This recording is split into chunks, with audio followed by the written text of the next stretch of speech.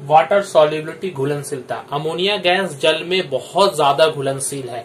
ये किस रेशियो में घुलनशील होता है? तो 1:1200 का हम ये कह सकते हैं। मतलब अगर हम 1 लीटर पानी लेते हैं तो उसमें 1200 लीटर अमोनिया गैस घुल सकता है, जो कि बहुत ज्यादा परिमाण है। तो ये अत्यधिक घुलनशीलता को प्रूव करने के लिए एक प्रयोग किया जाता है, एक्सपेरिमेंट, जिसका नाम है फाउंटेन एक्सपेरिमेंट या फव्वारे का प्रयोग। फव्वारा हम लोगों ने देखा, फाउंटेन हम लोग जानते हैं, उसी तरह का ये प्रयोग है। इसके 2 चीज प्रमाणित होती है, 2 चीज को हम प्रूव कर सकते हैं। पहला क्या प्रूव करते हैं? पहला प्रूव करते हैं कि अमोनिया गैस जल में बहुत ज्यादा घुलनशील है। और दूसरा हम जो प्रूव करते हैं वो ये है कि अमोनिया घुल कर क्या बनाते हैं? क्षार बनाता है। मतलब उसका अल्कली नेचर जो है, बेसिक नेचर, वो भी हम प्रूव कर सकते हैं। तो ये जो पूरा सेटअप है, यहाँ पर देखिए एक फ्लास्क लिया गया है, उस फ्लास्क में ammonia gas, dry ammonia gas कह सकते, शुष्क अमोनिया गैस, सुखाने के बाद, मतलब उसमें किसी भी तरह का कोई जलवाष्प नहीं है, अमोनिया गैस हम लोग लेते हैं। और वो फ्लास्क को उल्टा करके हम लोग इस तरह से रखे हुए हैं। और यहाँ पर आप देखें 2 छेद किया हुआ है। यहाँ पर एक में ड्रॉपर, वाटर ड्रॉपर लगा हुआ है, और एक में पतला सा पाइप दिया हुआ है, बहुत पतला, जिसे हम जेट पाइप कह रहे हैं, जो कि जिसमें प्रेशर बहुत ज्यादा हो सकता है। और नीचे में इस पाइप का एक सिरा को ट्रफ के अंदर में रखे हैं, जिसमें कि एक सॉल्यूशन है, रेड लिटमस सॉल्यूशन है। अब इस वाटर ड्रॉपर को हम क्या करते हैं, थोड़ा सा स्क्वीज करते, दबाते हैं, तो यहाँ से क्या होता है, कुछ बूंदे जो पानी की ये इस फ्लास्क के अंदर में आ जाती है। जब कुछ बूंदे पानी की आ जाती है तो अमोनिया गैस पानी में बहुत ज्यादा घुलता है। तो इसका बहुत ज्यादा परिमाण अमोनिया गैस उस थोड़े से पानी में, 1 या 2 बूंद पानी में घुल जाएगा। तो घुल जाने से इस जगह पे क्या स्टार्ट हो जाएगा, कुछ पार्शियल वैक्यूम हो जाएगा। पार्शियल वैक्यूम, पूरा वैक्यूम तो नहीं, मगर पार्शियल वैक्यूम हो जाएगा। तो पार्शियल वैक्यूम, जैसे यहाँ पर कुछ खाली स्थान की सृष्टि होगी, वैसे यहाँ से जो रेड लिटमस है ये क्या करेगा, ऊपर की तरफ चढ़ने लगेगा। तो ये रेड लिटमस ऊपर चढ़ने के बाद में जब यहाँ पर आएगा, इस गैस के सामने अमोनिया गैस यहाँ पर जो बची हुई है, वो अमोनिया गैस में ये बहुत तेजी से घुलेगा, रेड लिटमस। और घुलने के बाद क्या बनेगा, ब्लू रंग का सॉल्यूशन हो जाएगा। क्योंकि रेड लिटमस जो है वो जब भी किसी अल्कली या क्षार के साथ में आकर मिलता है तो उसका कलर क्या होता है, ब्लू। क्योंकि अल्कली का नेचर होता है कि रेड लिटमस को ब्लू करना। तो हम यहाँ पर जैसे ही वो अमोनिया से मिलेगा, वो उसका रंग क्या होगा, ब्लू हो जाएगा, और वो बहुत तेजी से फव्वारे के रूप में बाहर निकलने। क्यों फव्वारे के रूप में निकल रहा है? क्योंकि थोड़ा सा भी यहाँ से अगर खिंचाव हो रहा है तो आने के बाद अमोनिया गैस में बहुत तेजी से घुल रही है, तो और ज्यादा वैक्यूम सृष्टि हो रहा है। जितना ज्यादा वैक्यूम होगा उतना तेजी से उसको खींचेगा, और जितना तेजी से खींचेगा वो यहाँ से प्रेशर के साथ में ऊपर जाएगा, वो फव्वारे के रूप में बाहर निकलेगा। तो इस जगह में फव्वारा के रूप में, फाउंटेन के रूप में इसे हम देखते हैं। इसी एक्सपेरिमेंट को दूसरे तरीके से कर सकते हैं। यहाँ पर बिना वाटर ड्रॉपर को अगर ना लगाएं, ऊपर में अगर से ठंडा करे किसी चीज से, बर्फ के पानी से, भीगा कपड़े से, या कोई ईथर या पेट्रोल देकर भी अगर ऊपर में हम यहाँ पर रखते हैं, तो वो क्या होता है, बहुत जल्दी से वाष्पित होता है, ये जगह को ठंडा कर देता है। और अमोनिया गैस क्या होता है, वहां पर ठंडे होने के कारण उसका जो आयतन है तो कम हो जाता है। जैसे आयतन कम होगा, फिर ये नीचे से ऊपर की तरफ खींचने लगेगा। तो ये 2 प्रोसेस है, वाटर ड्रॉपर के द्वारा या ऊपर में इस चीज को ठंडा करके भी। तो इस फाउंटेन एक्सपेरिमेंट में हमने 2 चीज प्रूव किया। एक कि ammonia gas highly soluble in water है। कितना होता है, तो ये 1:1200 के रेशियो में सोल्यूबल है। मतलब 1 लीटर पानी में 1200 लीटर अमोनिया घुल सकता है, या 1 ml में 1200 ml घुल सकता है। और वो घुलने के बाद क्या बनाता है, एक क्षार बनाता है, वीक अमोनियम, वीक क्षार है, जिसका नाम देते हैं ammonium hydroxide. Chemical properties of ammonia gas हम लोग देखेंगे। केमिकल प्रॉपर्टीज में सबसे पहला प्रॉपर्टी है रिड्यूसिंग प्रॉपर्टी और ऑफ कारक गुण। रिड्यूसिंग प्रॉपर्टी का मतलब क्या होता है, हमने देखा अमोनिया गैस के पास में हमने सिंबल पढ़ा था अमोनिया गैस का, उसमें 2 लोन पेयर ऑफ इलेक्ट्रॉन्स थे। तो 2 लोन पेयर ऑफ इलेक्ट्रॉन्स के कारण ही उसमें रिड्यूसिंग प्रॉपर्टी आता है। तो ये रिड्यूसिंग प्रॉपर्टी जो है, इसको प्रूफ कैसे किया जाएगा, तो हम लोग पहले ये चीज जान ले कि अमोनिया जो है वो नॉर्मल टेम्परेचर पर, नॉर्मल कंडीशंस पर वो एक रिड्यूसिंग एजेंट नहीं होता, उसमें कोई अपकरण गुण नहीं पाया जाता। मगर जब उसे बहुत ज्यादा गर्म कर देते हैं और एक्सट्रीम कंडीशंस देते हैं, तब जाकर वो एक अच्छा अपकारक या रिड्यूसिंग एजेंट के तरह कार्य करता है। तो एक एग्जांपल देखें, क्यूप्रिक ऑक्साइड लेते हैं। ये क्यूप्रिक ऑक्साइड के साथ में जब अमोनिया बहुत ही हॉट टेम्परेचर पे, बहुत ही हॉट कंडीशन से जब रिएक्शन करता है तो कॉपर बनता है। ये कॉपर कैसे बना, अमोनिया गैस जो है इसको रिड्यूस कर रहा है, इसके ऑक्सीजन को हटा रहा है, तो ऑक्सीजन हटने से सिर्फ ये Cu बन गया। और जब भी कोई चीज किसी को रिड्यूस करता है तो वो खुद क्या होता है, ऑक्सीडाइज हो जाता है। तो अमोनिया है, इसमें से हाइड्रोजन फिर निकल जाएगी, उससे ऑक्सीजन को हटाया तो ये Cu क्या करेगा, इससे हाइड्रोजन को हटा देगा, तो नाइट्रोजन गैस बन जाएगा और ये हाइड्रोजन और ऑक्सीजन ये आपस में मिलकर क्या बना देगा, जल H2O बनाएगा। तो यहाँ पर देखते हैं इसका ऑब्जर्वेशन हम लोग कैसे देखते हैं। तो Cu जो है ये काले रंग का होता है, Cu एक काले रंग का क्यूप्रिक ऑक्साइड जो है ये काले रंग का होता है। जब इसे गर्म करते हैं अमोनिया गैस के साथ में तो जो रिएक्शन होता है ये रेड रंग का कॉपर हम लोग जानते हैं, तांबा कैसा कलर का होता है, लाल रंग का होता है, तो ये लाल रंग का कॉपर प्रोड्यूस करता है। साथ साथ क्या बनेगा, नाइट्रोजन गैस बनेगा और वाटर या वाटर वेपर भी हम कह सकते हैं। ये जो नाइट्रोजन गैस बन रहा है इससे हम ये भी प्रूव कर सकते हैं इस रिएक्शन से कि अमोनिया गैस में नाइट्रोजन गैस भी पाया जाता है, क्योंकि अमोनिया है नाइट्रोजन और हाइड्रोजन से मिलकर बना है। जब भी इस तरह का रिएक्शन हम लिखेंगे इसे बैलेंस करना बहुत ही जरूरी है। इसे बैलेंस हमने कैसे किया आप लोग तो ये देख लें, मगर इसको बैलेंस करने का तरीका आप लोग देख लें।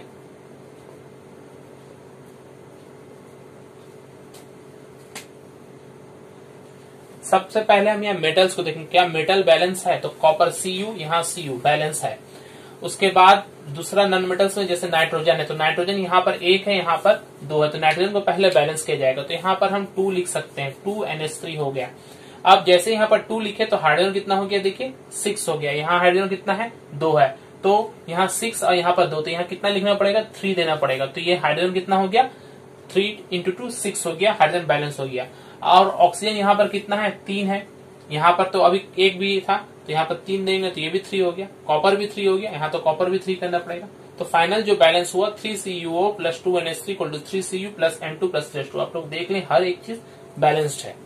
कंबस्टिबिलिटी या दहनशीलता, कंबस्टिबिलिटी का मतलब होता है जलने की क्षमता। तो अमोनिया गैस खुद भी नहीं जलता है और न जलने में सहायता करता है, मगर बहुत ही ज्यादा हाई टेम्परेचर पर हम देखेंगे कि ये ऑक्सीजन से जल के क्रिया करता है, ऑक्सीजन के साथ में क्रिया करता है और क्या बनाता है हम लोग देखेंगे। तो पहला जो प्रोसेस है, गैस ऑक्सीजन के साथ में रिएक्शन करेगा। ऑक्सीजन का जो ये रेशियो होता है ये मिनिमम 1:8 का रेशियो में होना चाहिए, इससे ज्यादा भी होगा तो चलेगा। ऑक्सीजन बहुत ज्यादा लेना पड़ता है और अमोनिया उसकी तुलना में कम लेना पड़ता है।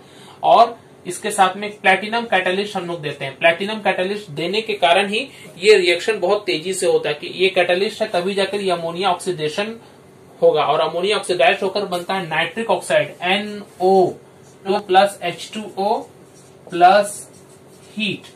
ये एक एक्सोथर्मिक रिएक्शन है, बहुत ज्यादा हीट इसमें निकलता है। टेम्परेचर कितना होना चाहिए, लगभग 800 डिग्री सेंटीग्रेड टेम्परेचर होना चाहिए। बैलेंस क्या है, 4NH3 5O2 4NO + 6H2। इसे ऐसा बैलेंस करेंगे 4 5 4 6। चूंकि यहाँ पर ऑक्सीजन बहुत ज्यादा एक्सेस में है तो ये नाइट्रिक ऑक्साइड जो बना ये फिर इस ऑक्सीजन से रिएक्शन करेगा और बनाएगा नाइट्रोजन डाइऑक्साइड, तो ये फर्दर ऑक्सीडेशन होगा और बन जाएगा नाइट्रोजन डाइऑक्साइड NO2। इससे बैलेंस कर लें आप लोग, 2NO + O2 = 2NO2। ये नाइट्रोजन डाइऑक्साइड को जब हम लोग पानी मिलाते हैं इसमें, तो पानी मिलाने के बाद ये क्या बन जाता है, नाइट्रिक एसिड बन जाता है। नाइट्रोजन डाइऑक्साइड वाटर से मिलाने के बाद में ये नाइट्रिक एसिड बनेगा प्लस NO बनेगा। ये NO जो है ये दोबारा फिर ये ऑक्सीजन के साथ में क्रिया करेगा, फिर ये प्रोसेस बार बार होते रहेगा। तो एक बार NO बनने के बाद में इसे हम दोबारा इस्तेमाल कर सकते हैं। तो ये जो पूरा मेथड है अमोनिया का ऑक्सीडेशन करके NO बनाना, NO से NO2 बनाना नाइट्रोजन डाइऑक्साइड और उसके बाद उसको पानी मिलाकर नाइट्रिक एसिड बनाना, इस पूरे प्रोसेस को हम लोग ऑसवाल्ड प्रोसेस भी कहते हैं। क्या नाम है इसका, ऑसवाल्ड प्रोसेस। ये ऑसवाल्ड प्रोसेस किस चीज का है, तो ये नाइट्रिक एसिड बनाने का एक मेथड है हमारे पास। नाइट्रिक एसिड का लार्ज स्केल अगर हम कहेंगे फैक्ट्री में या बहुत ज्यादा परिमाण में इंडस्ट्री में बनाना होता है हमें नाइट्रिक एसिड, तो हम किस प्रोसेस से बनाते हैं, ऑसवाल्ड प्रोसेस। ये प्रोसेस क्या है, अमोनिया का कैटालिटिक, क्योंकि यहाँ कैटालिस्ट लगा PT प्लैटिनम, तो इसे हम लोग कैटालिटिक ऑक्सीडेशन भी कहते हैं। या अगर हमारे एग्जाम में क्वेश्चन आए, how can you prepare nitric acid from catalytic oxidation of ammonia, ammonia के कैटालिटिक ऑक्सीडेशन से आप नाइट्रिक एसिड कैसे बना सकते हैं, तो ये प्रोसेस का नाम है ऑसवाल्ड्स प्रोसेस। और ऑसवाल्ड्स प्रोसेस का पूरा प्रोसेस हमने यहाँ दिखाया है। यहाँ कुछ बातें ध्यान देनी है। सबसे पहली बात क्या है कि अमोनिया और ये जो ऑक्सीजन है, ऑक्सीजन तो डायरेक्ट हम लोग ऑक्सीजन एयर को लेते हैं, एयर में ही 20% तो ऑक्सीजन उसी तरह से है, तो इसलिए ज्यादा परिमाण में अगर हम हवा को लेंगे मिनिमम 1:8 होना चाहिए, 1:10 भी लेंगे तो चलेगा। और ये अगर हम लोग करेंगे तो हमें क्या मिलेगी, नाइट्रिक ऑक्साइड बनेगा। ये जो नाइट्रिक ऑक्साइड बन रहा है ये क्या है, कैटालिस्ट प्लैटिनम, और टेम्परेचर बहुत हाई 800 डिग्री सेंटीग्रेड। टेम्परेचर कम रहने पर ये रिएक्शन होगा ही नहीं और साथ ही साथ हीट भी प्रोड्यूस हो रहा है। अब ये NO जो है ये और फर्दर ऑक्सीजन, चूंकि ऑक्सीजन हमने ज्यादा परिमाण में लिया, फर्दर ऑक्सीजन से क्रिया करेगा, ऑक्सीडेशन होगा फिर से और नाइट्रोजन डाइऑक्साइड बनेगा और फिर उसे जल में मिलाने के बाद हम लोग नाइट्रिक एसिड और वापस फिर NO बना सकते हैं। तो इस पूरे प्रोसेस को ऑसवाल्ट प्रोसेस कहा जाता है। इसलिए अगर एग्जाम में क्वेश्चन आए कि नाइट्रिक एसिड इंडस्ट्री में कैसे हम इसे बनाते हैं, लार्ज स्केल प्रिपरेशन क्या है, तो ऑसवाल्ट प्रोसेस है। ये नाइट्रिक एसिड के चैप्टर में भी हम लोग इसे पढ़ेंगे। अमोनिया की पहचान, identification of ammonia gas. Ammonia gas को पहचान के लिए हम लोग एक कांच की छड़ लेते हैं, कांच का रॉड लेते हैं, उसमें HCl हाइड्रोक्लोरिक एसिड या hydrochloric gas, hydrogen chloride gas, HCl में डुबाकर उसे अमोनिया गैस के अगर हम पास ले जाएंगे तो ये दोनों आपस में रिएक्शन करने के बाद में गाढ़ा सफेद रंग का धुआं के रूप में उत्पन्न करेगा, जो जमकर ठोस बन जाएगा, जिसे हम लोग कहते हैं अमोनियम क्लोराइड या हिंदी में हम लोग उसे नौशादार भी कहते हैं। तो यहाँ पर हम देख रहे हैं कि सिंपल अगर बोले कि ये हाइड्रोजन क्लोराइड गैस है, अगर हम लोग कांच के छड़ में ले रहे हैं तो हाइड्रोक्लोरिक एसिड होगा, और अगर गैस के फॉर्म में ले रहे हैं तो हाइड्रोजन क्लोराइड होगा। तो हाइड्रोजन क्लोराइड गैस जब अमोनिया से रिएक्शन करता है तो अमोनियम क्लोराइड है। हाइड्रोजन क्लोराइड गैस ये गैस फॉर्म में है, अमोनिया भी गैस फॉर्म में है, मगर यहाँ बन क्या रहा है, सॉलिड। तो ये एक बहुत ही इंपॉर्टेंट रिएक्शन है। आपसे अगर एग्जाम में क्वेश्चन है एक ऐसा एग्जांपल दे जिसमें दो गैस आपस में मिलकर एक सॉलिड बना रहे हैं, तो दो गैस कौन कौन से हैं, हाइड्रोजन क्लोराइड और अमोनिया गैस। ये दोनों आपस में मिलकर सफेद गाढ़ा धुआं उत्पन्न करे, जो जमने के बाद में एक सॉलिड बना रहा है, जिसे हम लोग अमोनियम क्लोराइड कहते हैं। तो दो गैस आपस में रिएक्शन करके एक सॉलिड बनाते हैं। इसी से अमोनिया की पहचान भी हम लोग कर सकते हैं। ये अमोनिया गैस अगर हमें पता नहीं है कि अमोनिया गैस कौन सा है, तो हम क्या करेंगे, हाइड्रोजन क्लोराइड गैस जो है उसे जब पानी में घोल लेते हैं तो वो क्या बनता है, हाइड्रोक्लोरिक एसिड बनता है।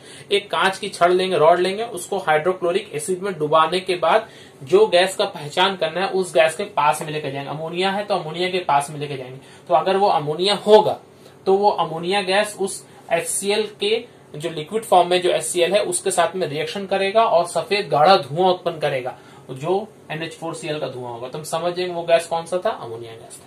तो ये एक पहचान हो। इसके अलावा एक और पहचान है जिसे हम लोग नेस्लर रिएजेंट से कहते हैं। नेस्लर रिएजेंट एग्जाम में आपको बार बार पूछा जाता है नेस्लर्स रिएजेंट क्या है, तो नेस्लर्स रिएजेंट का केमिकल नेम जो है उसे याद रखें, पोटेशियम मर्क्यूरिक आयोडाइड। ये नेस्लर्स रिएजेंट का केमिकल नेम है। इसे फॉर्मूला के रूप में अगर हम देखेंगे तो K2Hg, Hg मतलब मरकरी होता है, I4, K2HgI4।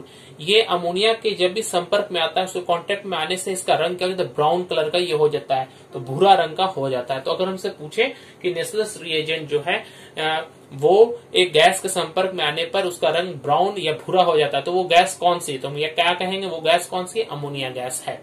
या ये कहा जाए कि अमोनिया गैस एक रिएजेंट या एक प्रतिकारक के सामने आने पर उसका रंग भूरा हो जाता है, तो वो प्रतिकारक कौन सा होगा, तो उसे हम नेस्लर रिएजेंट कहेंगे, पोटेशियम मर्क्यूरिक आयोडाइड कहेंगे। यूजेस ऑफ अमोनिया, अमोनिया का इस्तेमाल हम लोग कहाँ कहाँ पर करते हैं, तो हमने पढ़ा कि अमोनिया को जब हम लिक्विड बना लेते हैं, लिक्विड फॉर्म में, वो एक ठंडा करने के काम में आता है। तो इससे हम लोग कोल्ड स्टोरेज में अमोनिया गैस का इस्तेमाल करते हैं। कहाँ पर करते हैं, कोल्ड स्टोरेज में। कोल्ड स्टोरेज क्या होता है, जहां पर कुछ भी फल या सब्जी को बहुत दिनों तक रख सकते हैं ठंडे घरों में, उसे हम कोल्ड स्टोरेज कहते हैं। सेकंड नंबर, क्योंकि अमोनिया गैस क्या होता है, इसका जो गंध होता है, इसके गंध से आंखों में आंसू आ जाते हैं, तो इसका इस्तेमाल हम टीयर गैस के रूप में भी करते हैं। टीयर गैस जो होता है, कहीं कहीं भीड़ को अगर हटाना होता है तो वहां पर देखिएगा जो सिक्योरिटी पर्सनल होते हैं वो टीयर गैस का गोला छोड़ता है। वो टीयर गैस क्या होता है, अमोनिया से बना होता है। और 3 नंबर बहुत ही इंपॉर्टेंट इस्तेमाल है, अमोनिया का इस्तेमाल हम लोग अलग अलग तरह के खाद बनाने में करते हैं। खाद मतलब जिससे मिट्टी की है उर्वरक क्षमता उसको बढ़ाते हैं, तो जैसे कि अमोनियम सल्फेट, अमोनियम नाइट्रेट, ये सब अमोनिया के अलग अलग टाइप के क्या कह सकते हैं, इसको हम लोग फर्टिलाइजर्स कह सकते हैं। एक और बहुत इंपॉर्टेंट है यूरिया।